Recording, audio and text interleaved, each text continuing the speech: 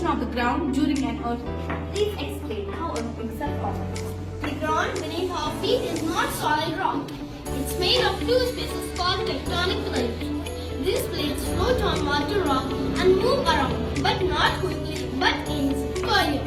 Sometimes these plates bump into each other, pull apart, or slide past one another.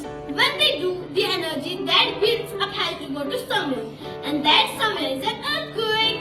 When we feel a tremor, we know it is just tectonic plates doing their dance.